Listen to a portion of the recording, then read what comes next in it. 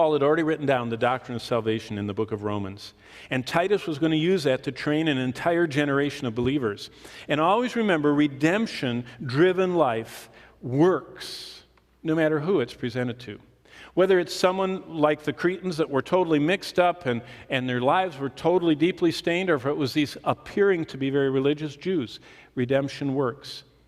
But the question is, how are we to be applying the doctrines of redemption? How does this truth of what God did out there on the cross 2,000 years ago, how do we apply that today to our impatience, to our fearfulness, to our anxieties?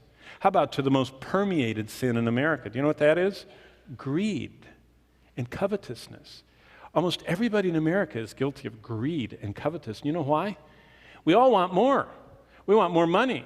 We want a better house. We want newer things. We want nicer. We demand more stuff. And it's just that's why our country is getting bankrupted, because how do you stop it? Once you start giving and everybody demanding more, how do you stop it? And that desire for more we can be liberated from that by the gospel. On the inside, what's called is contentment. Paul says if you have food and raiment, if you're wearing clothes and have something to eat, be content. Wow. What he's saying is if you're not starving and if you're not freezing to death, you ought to be really thankful. And boy, we're not. I mean, I just read a New York Times piece this morning about a woman that's living in Palm Springs, and she said her life is abysmal. She's living on only $1,300 a month in Palm Springs, and she wants more. And it was a very touching article, but that is quintessential to our culture. We want more. And God says, I want to liberate you. How do we apply that? Well, Paul's epistle to the Romans. And let's turn to Romans chapter 6. And what I want to show you is what the Lord does in the doctrine of redemption. Romans chapter 6. And Paul's epistle to the Romans as we began to see last week, sets forth the great doctrines of the gospel of salvation. Number one, the justifying death of Jesus.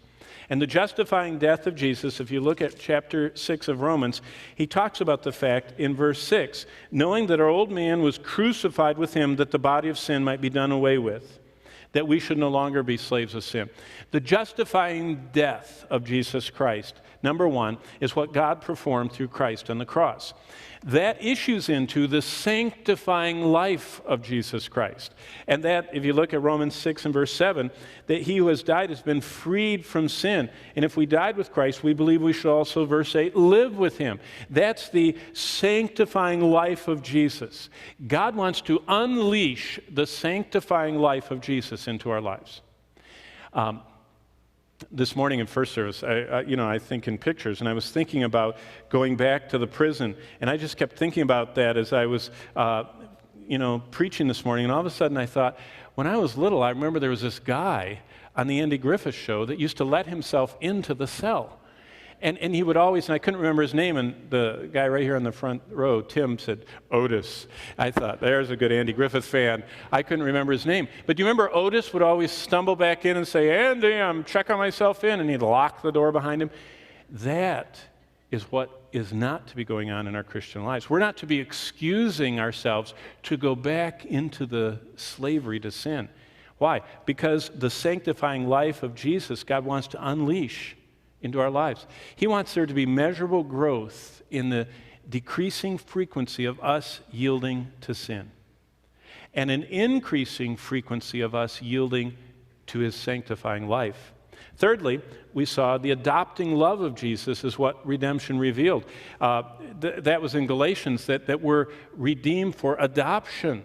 And he adopted us because he loved us. In fact, my balcony friend Al Curley, 20-some years ago, told me that he had been rejected his whole life. His father was a colonel and this, athlete, and Al was a weakling, a little, effeminate, and the dad just mercilessly called him all these names and said, you're worthless, and you're, a Twinkie, and so he started living out those that would accept him, which were the people that wanted to promote that agenda, and he became accepted in that community. But then after he got accepted, he found that there was some of the great, in fact, tonight I'm going to cover that, some of the most violent When autopsies are done, and they find people that have been multiple stabbed, just unbelievably. Do you know what the coroners, I'll read to you coroners' reports. You know what they say?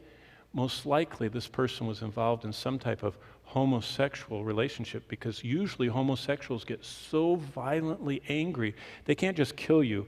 They have to go way beyond that. And that's part of this, what Al testified to. He says, I was in a community so full of hatred and so bound in anger.